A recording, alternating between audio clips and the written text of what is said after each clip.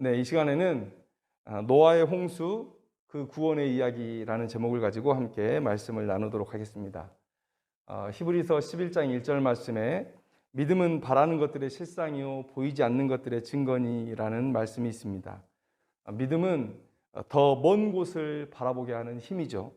하나님의 나라, 또 보이지 않는 그 영원한 나라를 바라보게 하는 것입니다.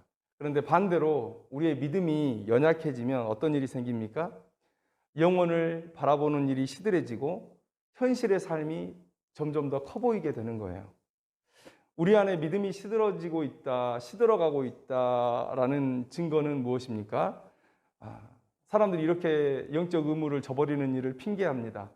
사는 게 힘든데 어떻게 하겠습니까? 그런데 대답하는 우리들이 그렇죠 라고 이해해 주는 거예요. 저는 이것이 우리 시대에 믿음이 현저하게 사라져가고 있다, 떨어져가고 있다라는 그런 증거로 여기고 있습니다. 옛날 믿음의 시대에는 직업도 믿음을 위해서 가졌습니다. 하나님의 법에 위반되는 그런 직업은 갖지 않았습니다. 사람들이 그런 말 많이 해요. 직업에 귀천이 없다. 아니요, 직업에 귀천이 있습니다. 사람을 살리는 일과 사람을 죽이는 일에 어찌 차이가 없을 수가 있겠습니까? 돈의 많고 적음의 문제가 아니라 내가 깨끗한 일을 하느냐 적게 하느냐, 내가 공부를 잘해서 가진 직업이냐 못해서 가진 직업이냐, 이 귀천을 말하는 게 아니라 사람의 생명을 살리는 일 귀한 일입니다. 사람을 죽이는 일, 그것은 안 좋은 일입니다. 천한 일입니다. 하지 않아야 되는 일입니다. 직업에 귀천이 있습니다. 그래서 믿음의 우리 선배들은 현재보다 영혼을 더 크게 보고, 그래서 믿음을 위해서, 영원한 나라를 위해서 그들의 직업을 내려놓을 수가 있었던 것이죠. 내려놓는다는 것은 가질 수 있었는데 포기하는 거예요. 가질 수 있었는데 포기하는 거예요. 더 힘든 일입니다. 그런데 그렇게 해왔다는 거예요. 예전에 믿음의 사람들은 주일에 가게의 문을 닫았습니다. 주일에 팔지 않으면 사려고 하는 사람들 없을 겁니다. 그러면 주일에 아무것도 할 게 없는 사람들은, 다른 사람들은 뭐 하나 두리번 거리겠죠. 그러다가 교회에 오는 사람들이 있을 것입니다. 그래서 평양 대부흥 운동의 놀라운 증거 중에 하나가 뭐냐면 주일에 매매하는 사람이 없었다는 거예요. 나가도 팔리지 않으니까 안 나갑니다. 나가도 살 것이 없으니까 안 나갑니다. 그렇게 주일은 하나님의 날로서 섬기는 그런 분위기가 이 평양에서 있었다는 거예요. 그런데 이 믿음이 약해집니다. 믿음이 약해지니까 목회자나 성도들이나 알게 모르게 주님의 다시 오심이나 구원의 이야기를 슬슬 피하기 시작했어요. 잘 하지 않습니다. 믿음이 떨어지면 영혼을 바라보는 우리의 시야가 어두워지고, 그러니까 가까이 보이는 것들이 점점 커 보이는 것이죠. 그게 전부인 것처럼 보이게 되는 것이죠. 그래서 점점 현실의 이야기를 하게 되는 거예요. 그래서 기독교의 이 구원의 진리가 윤리학이 되기도 하고 성공학이 되기도 하고 자기 개발론이 되기도 합니다. 이렇게 변질되어 갔어요. 그러니까 사람들이 이제 기독교를 비판하기 시작합니다. 왜 그렇습니까? 변해버린 윤리학, 성공학, 자기개발론과 같은 이 하나님의 진리, 이것은 그들이 명사들의 강의들이 있잖아요. 유명한 사람들이 TV에 나와서 강의하잖아요. 그것과 다를 바가 없다고 생각하거든요. 그런데 더 못 배운 사람들이, 더 말주변 높는 사람들이 앞에서 얘기하고 있거든요. 그러니까 비교 대상이 되는 겁니다. 목회자의 가치, 또 성도의 가치는 어디에 있습니까? 말이 어눌하고 지식이 없어도 우리가 구원의 진리를 선포한다는데 우리의 가치가 있는 거예요. 그래서 사람들이, 교회 다니는 사람들을 쉽게 비판하지 않았습니다. 왜요? 그들의 입에서 항상 구원을 얘기하니까, 이 현실, 우리는 현실을 바라보고 살지만 항상 그들은 영혼을 입에 담고 살았으니까 함부로 얘기하지 않아요. 그런데 이제는 우리 스스로가 비판을 자초하게 됐죠. 우리가 영혼을 바라보지 않습니다. 구원을 얘기하지 않습니다. 같이 성공을 얘기합니다. 같이 자기 개발을 얘기합니다. 이런 시대가 되었어요. 그러니 이 하나님의 구원의 복음, 이 진리도 그들에게 그냥 성공학 정도로 매도되고, 그래서 비판받는 거예요. 여러분, 이런 식으로 비판이 된다면 성경이 질 수밖에 없어요. 왜냐하면 성경은 우리에게 예수 그리스도의 복음을 위해서 고난을 받으라고 얘기하거든요. 믿음 붙들고 사는 사람들이 쉽게 부자 되기가 어렵습니다. 이런 죄악된 세상에서. 그러니까 당연히 세상의 성공학보다 더 못난, 더 안 되는 그런 자기 개발론 성공하게 되는 것이죠. 비판받는 것 우리가 자초한 일입니다. 그래서 오늘 우리는 이 노아의 홍수의 이야기를 통해서 다시 한번 구원의 이야기를 꺼내려고 해요. 사도 바울은 고린도후서 13장 5절 말씀에 너희는 믿음 안에 있는가 너희 자신을 시험하고 너희 자신을 확증하라. 예수 그리스도께서 너희 안에 계신 줄을 너희가 스스로 알지 못하느냐? 그렇지 않으면 너희는 버림받은 자니라. 우리가 믿음 안에 있는가 자꾸 확증하라는 거예요. 구원받은 우리들에게도 이 구원의 이야기를 들으면서 우리의 믿음을 다시 한번 확인하고 확증하는 일 매우 중요합니다. 오늘 우리들이 가장 기뻐해야 되는 그 구원의 이야기를 다시 한번 하기를 원해요. 그동안 우리 이렇게 삽시다, 이렇게 삽시다 그런 얘기 많이 들었잖아요. 설교 듣고 나가면 이렇게 살아야 되는데 이런 영적인 의무감 가지고 돌아가셨잖아요. 그런데 오늘은 우리의 신분을 다시 한번 확인하는 그런 시간들을 가졌으면 좋겠어요. 야, 우리가 어떤 사람인가? 이 구원의 이야기, 우리가 가장 기뻐해야 될 이 구원의 이야기를 다시 한번 듣는 시간 되었으면 좋겠습니다. 그리고 구원의 이 말씀을 들으면서 기쁨과 감사를 회복할 수 있는 우리들이 되었으면 좋겠습니다. 노아의 홍수 이야기 우리가 너무나 잘 알고 있는 이야기입니다. 하나님께서 이 세상의 죄악의 관영함을 보시고 물로 심판하신 이야기, 그리고 그 안에서 노아의 가족 8명만 살아남은 이야기. 이 이야기는 우리가 너무나 잘 알고 있습니다. 그런데 저는 이 이야기를 읽으면서 항상 궁금했던 점이 있어요. 궁금했던 점. 성경을 많이 모르고 또 좀 어수룩했을 때 이 이야기가 꼭 여기 들어가 있는 게 하나님의 실패를 얘기하는 것 같아서 좀 마음에 걸림이 있었습니다. 죄악의 관영에서 정말 이 전 지구적인 재앙을 하나님께서 내리셨잖아요. 저는 그 이야기가 어떻게 들렸냐면 아담과 하와로부터 시작된 그 하나님의 계획이 실패하고 하나님께서 다시금 믿음의 사람을 세워서 이 아담과 하와의 계획을 다시 밀어붙이는 거라 저는 이렇게 이 말씀을 받아들였어요. 야, 그러면 아담과 하와 때 하나님의 실패? 그런데 노아 홍수 이후에 이 노아의 자손들도 또 믿음을 보이는 일에 실패하거든요. 그 증거가 어디에 있습니까? 창세기 11장에 바벨탑을 쌓는 그 이야기 있잖아요. 그들이 아직도 아담과 하와 때의 그 하나님과 같이 되려는 인간의 탐욕을 포기하지 않았다라는 것을 그 바벨탑 사건을 통해서 여실히 보여주고 있거든요. 그러면 노아의 홍수의 사건도 실패한 건가? 하나님께서 또 다시 한번 역사를 일으키시려고 했는데 실패한 것인가? 처음에 이런 의구심이 조금 있었습니다. 그런데 여러분 성경을 묵상하면 묵상할수록 이 이야기는 다른 목적을 가지고 있다. 내가 하나님의 의도를 오해했다라는 것들을 알게 되었습니다. 여러분, 하나님께서 이 노아의 홍수의 이야기를 우리에게 전해주신 것, 이 노아의 홍수의 심판의 이야기를 우리에게 들려주시는 것은 바로 마지막 때에 있을 심판을 우리에게 보여주시기 위함이에요. 바로 그 목적으로 오늘 이 말씀을 주셨다는 것입니다. 여러분, 모리아 산에서의 아브라함의 제사는 하나님의 구원의 방법에 대한 그림 언어예요. 그림 언어. 그런데 이 노아의 홍수 심판은 죄가 들어온 이 인류에게 피할 수 없는 마지막 심판을 보여주는 그림 언어다라는 거예요. 그래서 누가복음 17장 26절의 말씀을 보면 노아의 때에 된 것과 같이 인자의 때에도 그러하리라 이런 말씀이 있습니다. 노아의 때에 된 것과 같이 인자의 때에도 그러하리라. 바로 이 노아의 심판의 이야기는 예수님이 다시 오실 날의 심판, 그 마지막 심판의 이야기와 연결되어 있다는 것을 하나님께서 우리에게 말씀해 주고 계신다는 거예요. 그런 의미에서 이 노아의 홍수의 이야기는 하나님의 실패가 아니에요. 하나님의 그 목적을 완전하게 이루신 사건입니다. 오늘 그 노아의 홍수 심판의 이야기에 나타난 그 특징들을 몇 가지 살펴보기를 원합니다. 첫째는 모두가 하나님의 심판 아래에 있다는 거예요. 모두가 하나님의 심판 아래에 있다. 여러분, 노아 시대의 홍수는 전 지구적인 재앙이었습니다. 전 지구적인 재앙. 그 누구도 홍수를 피할 수 없었어요. 마찬가지로 누구도 하나님의 심판을 피할 수 없습니다. 어떤 사람들은 이런 얘기를 해요. 이 노아의 홍수의 심판은 어느 지역에 국한된 이야기다. 왜요? 그 지역에만 홍수에 대한 설화가 남아있다는 거예요. 벽에 홍수에 대한 그림이 남아있다든지 홍수에 대한 이야기가 예전부터 전해져 왔다든지 이렇게 얘기를 해요.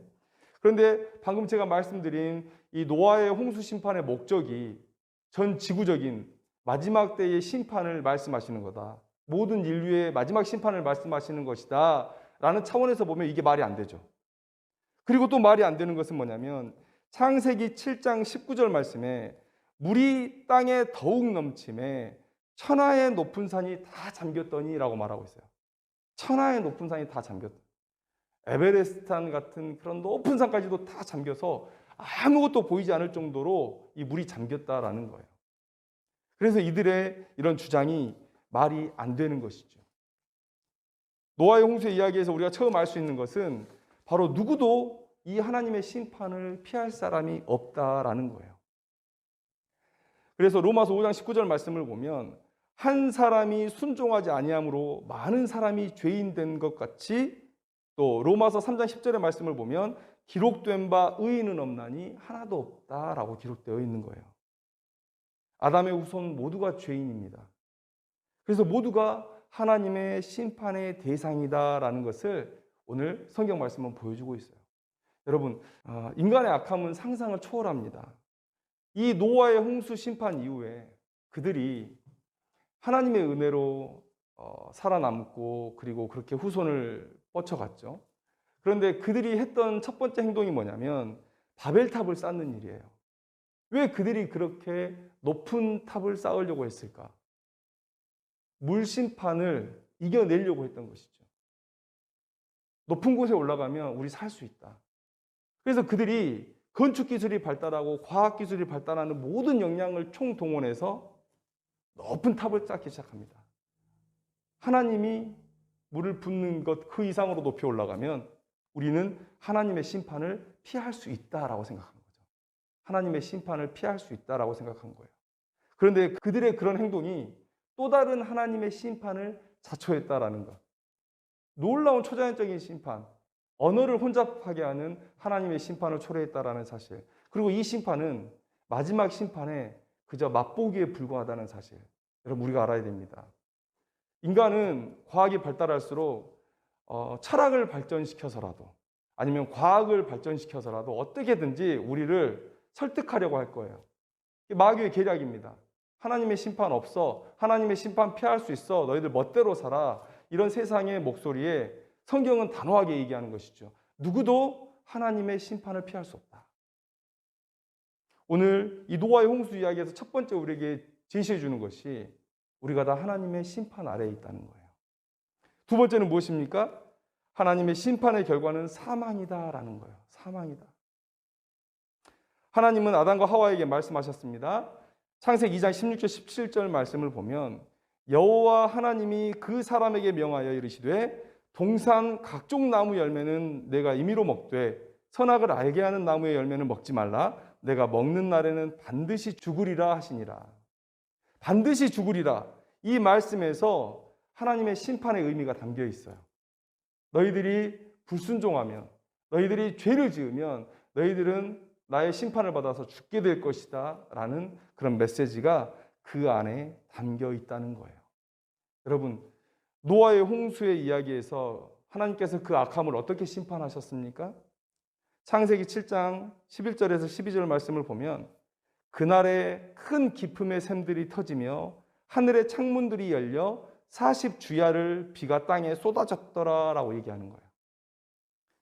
40주야를 비가 쏟아졌습니다. 그냥 내린 게 아니에요. 하늘에서 궁창에 있는 모든 물이 쏟아져 내렸습니다. 땅에서는 기품의 샘이 터져 올랐습니다. 그냥 퍼 부은 거예요. 40일 동안 퍼 부은 거예요. 그러니까 천하 높은 산이 다 차버리죠. 그런데 그 찬 기간이 150일 동안 계속됐어요. 150일 동안. 그리고 이 노아가 배에 올라타서 다음에 마른 땅을 밟기까지의 기간이 1년 넘게 걸렸습니다. 1년 넘게 걸렸어요. 600세 되던 해 2월 17일에 물이 차오르기 시작했는데 601세 되던 해 2월 27일에 땅이 마른 것을 확인했다고 성경은 말씀하고 있습니다. 여러분, 이 재앙에서 누가 살아남을 수 있을까요? 누가 살아남을 수 있을까요?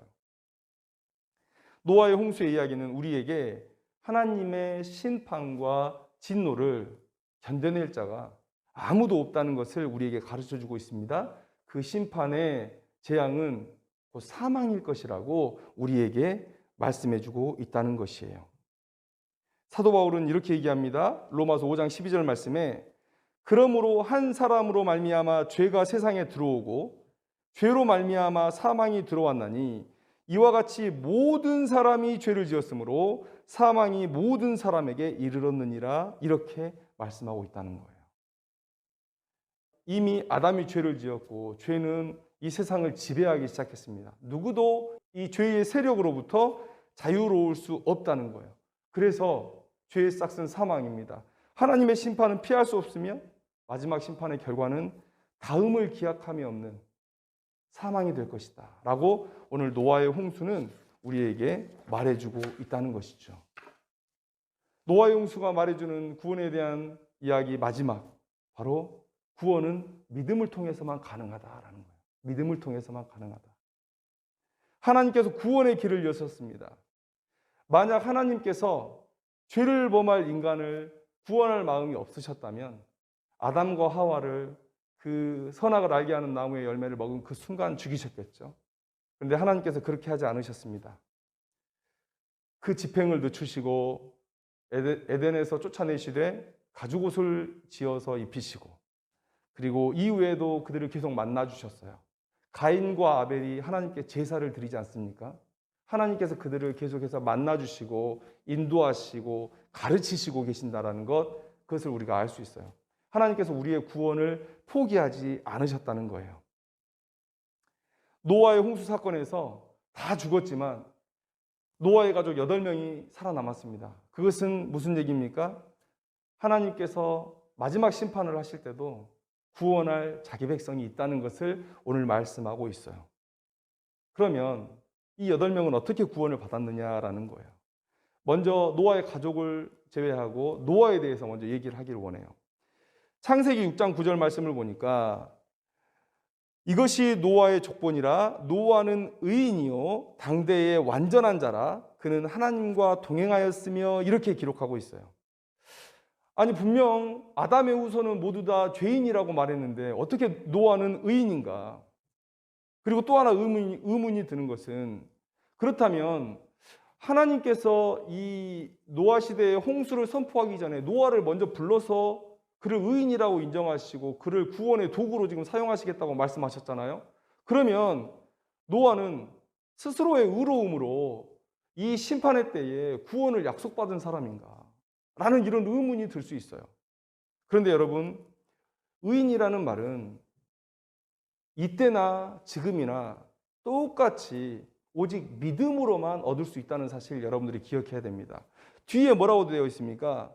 노아는 의인이요 당대의 완전한 자예요. 그런데 그는 하나님과 동행하였다라고 얘기하고 있어요. 그러니까 그는 하나님을 믿는 자였고 하나님을 섬기는 자였고 하나님께 순종하는 자였다는 거예요.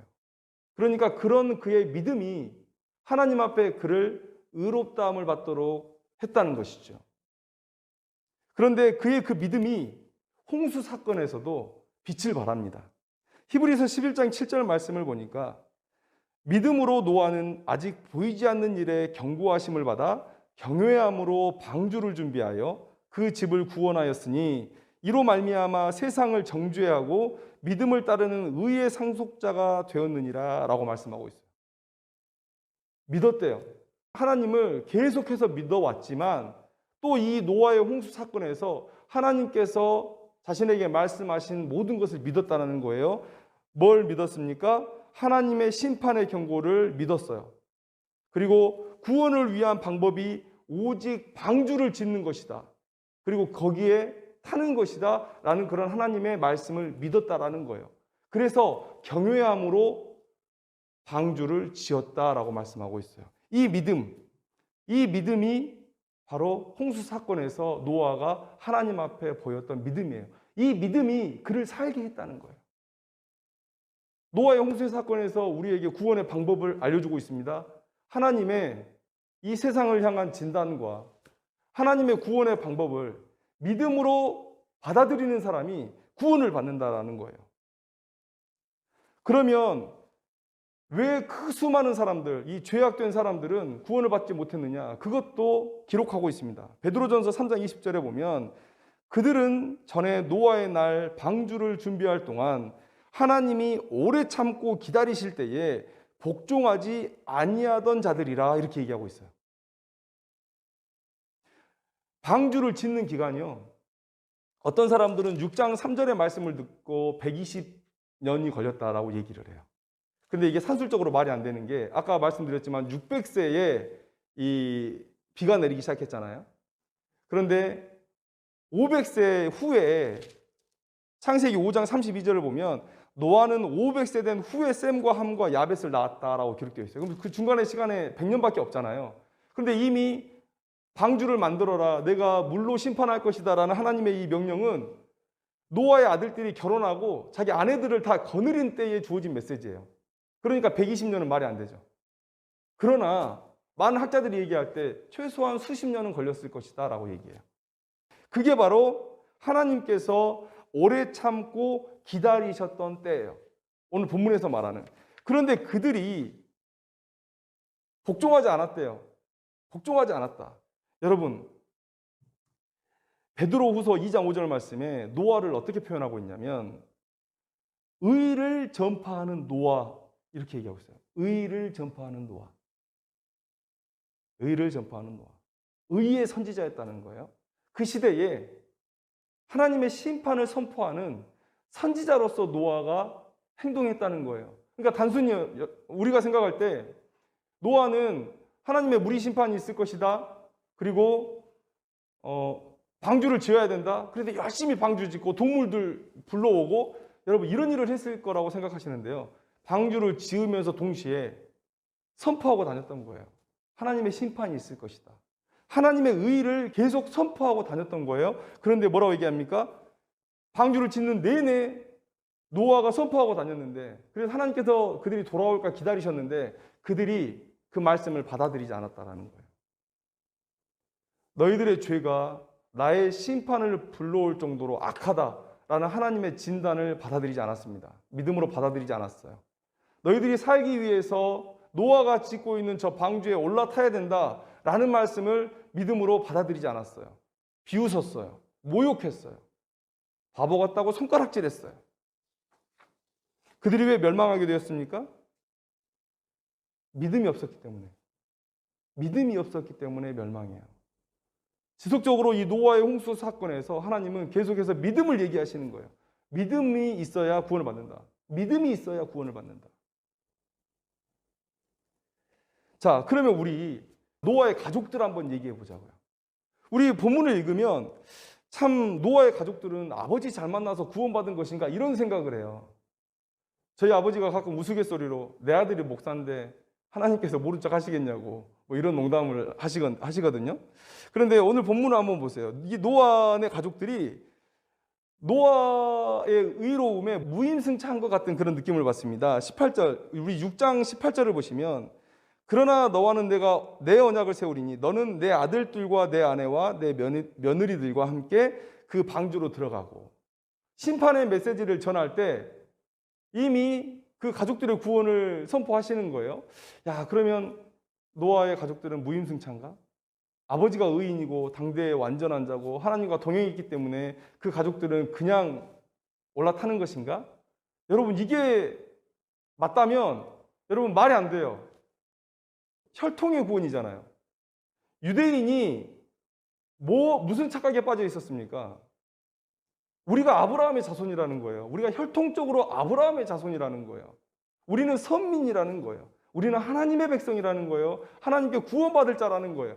여러분, 예수님께서 또 사도들이 이 착각을, 이 오해를 깨뜨리기 위해서 얼마나 수고했습니까? 그런데 오늘 이 본문이 만약에 노아의 가족들이 노아의 의로움에 무임승차한 것이라고 한다면 여러분 이 이야기가 다 깨지는 것이죠. 그런데 몇 가지를 살펴보면 노아의 다른 가족들도 믿음으로 구원 받았다는 사실을 여러분도 알 수 있습니다. 우리 5장에 우리 노아의 족보 이야기를 한번 보세요. 창세기 5장 32절 말씀에 노아는 500세 된 후에 셈과 함과 야벳을 낳았더라라고 기록되어 있습니다. 여러분, 그런데 한번 생각해 보십시오. 500세 이후에 아들을 낳기 시작했다? 그러면 너무 오랜 시간 후에 지금 애를 낳기 시작한 거예요. 그런데 5장의 쭉 이야기를 살펴보면 물론 100 몇 세에 낳은 사람도 있고 몇십 세에 낳은 사람도 있습니다. 그런데 여러분 5장의 이야기를 잘 읽어보시면 딱 한 아들들만 얘기해요. 한 아들들. 누가 누구를 낳고 누가 누구를 낳고 누가 누구를 낳고. 여러분 900년 넘게 사는 사람이 있고 이렇게 오래 사는 사람들이 있는 세상 속에서 자식 하나만 낳고 살았다? 아니요. 하나님의 명령이 생육하고 번성하라는 것인데, 그리고 그때는 노동력이고 재산이잖아요. 자식들 많이 낳아야 됩니다. 세력을 갖춰야 돼요. 그런 세상 속에서 애를 하나만 낳고 살았다? 여러분 그건 아니죠. 그러면 5장의 이야기에서 누가 누구를 낳고 꼭 이렇게 한 사람만 언급되는 것은 왜 그렇습니까? 믿음의 자손. 노아까지 이어지는 믿음의 자손을 언급한 거예요. 그러니까 5장의 이야기는 믿음의 사람들, 믿음의 계보가 어떻게 이어지고 있냐를 말씀하시는 거예요. 그러면 마지막에 노아는 500세 된 후에 셈과 함과 야벳을 낳았더라라는 이 말씀은 무엇입니까? 바로 이들이 믿음의 자손이라는 거예요. 믿음의 계보를 잇고 있는 사람이라는 것을 얘기하고 있다는 것이죠. 그래서 우리가 7장 1절에 보면 노아에게 이르시되 너와 내 온 집은 방주로 들어가라 이렇게 말씀하고 있잖아요. 온 집. 여기서 온 집이라고 할 때 이 8명만 노아의 가족이라고 생각하면 안 되죠. 노아는 그 이전부터 자식들을 낳아왔죠. 그런데 셈, 함, 야벳이 바로 하나님의 말씀을 믿고 아버지 옆에서 순종하면서 세상 사람들의 모욕과 멸시, 손가락질을 받아가면서도 함께 방주를 지었던 거예요. 함께 선포했던 거예요. 그리고 방주에 함께 올라탄 거예요. 7장 7절 말씀을 보면 노아는 아들들과 아내와 며느리들과 함께 홍수를 피하여 방주에 들어갔고, 여러분 구원받는 일이 어렵습니까? 아니요. 육신으로는 아무 수고할 게 없습니다. 그냥 복음을 듣고 제가 주님을 나의 구원자로 영접합니다 라고 얘기하면 되는 거죠. 너무 쉬운 거예요. 하나님께서 인간의 공로를 구원해서 제하려고 하시다 보니까 생각만 바꾸면 되는 가장 쉬운, 인간의 공로가 가장 없을 방법으로 우리를 구원하시기로 결정하신 거예요. 그런데 그게 안 돼서 구원을 못 받는 거 아닙니까? 그게 안 돼서. 오늘 마찬가지예요. 노아의 아내와 노아의 자녀와 그 며느리들이 방주에 탔다. 여러분, 이 탔다라는 이 쉬운 행동으로 구원을 줄 수가 있느냐? 여러분, 이 행동 자체가 힘든 거라니까요. 이 행동 자체가 힘든 거예요. 야, 너희 아버지 미친 거 아니야? 미친 거 아니야? 여러분, 이 손가락질을 받고 수십 년을 살아왔던 아들들이에요. 떠나려고 했다면 진작 떠났겠죠. 우리 아버지 미쳤어. 우리 떠납시다. 라고 떠나면 되는 것이죠. 그런데 그 아버지와 함께 하나님의 예언을 들은 그 순간부터 방주가 왕성돼서 떠오르는 그날까지 함께 있었다라는 거예요. 함께 그 방주에 탔다는 거예요. 여러분, 이 일이 쉬운 일이 아니라는 것이죠. 그러니까 노아의 가족들 모두도 여러분, 노아의 그 의로움에 무임승차한 것이 아니라 자기의 믿음으로 구원받았다는 사실. 노아와 같이 과거에도 하나님을 섬기는 자였기 때문에 하나님께서 그 가족들에게도 언약을 주신 것이고, 그들이 그 믿음을 계속 지켰기 때문에 방주에 타서 하나님께 구원을 받은 백성이 되었다라는 거예요. 하나님은 이 노아의 홍수 이야기에서 변함없이 구원의 방법에 대해서 얘기하시는데 그것은 뭡니까? 믿음을 통해서만 구원받을 수 있다는 거예요. 믿음을 통해서만 구원받을 수 있다. 오늘 우리는 노아의 홍수의 이야기를 보면서 구원에 대해서 다시 한번 생각해 보게 되었습니다. 구원의 진리에 대해서 다시 한번 생각해 보게 되었습니다. 세 가지 말씀드리는 것은 모두가 하나님의 심판 아래에 있다. 그리고 하나님의 심판의 결과는 사망이다. 그리고 오직 믿음으로만 그 사망의 상태에서 구원받을 수 있다. 이게 우리가 가지고 있는 가장 기본적인 구원에 관한 진리입니다. 사실 지금 이것이 흔들리고 있어요. 지금 이게 흔들리고 있다고요. 지금 수없이 많은 사람들이 공로를 얘기해요. 공로를 얘기해요. 그리고 수없이 많은 사람들이 종교 다원주의에 빠져서 교회라는 간판을 걸고 다른 구원을 얘기해요. 그런 시대를 우리가 살아가고 있습니다. 다시 한번 이 구원의 세 가지 진리를 우리가 붙들었으면 좋겠습니다.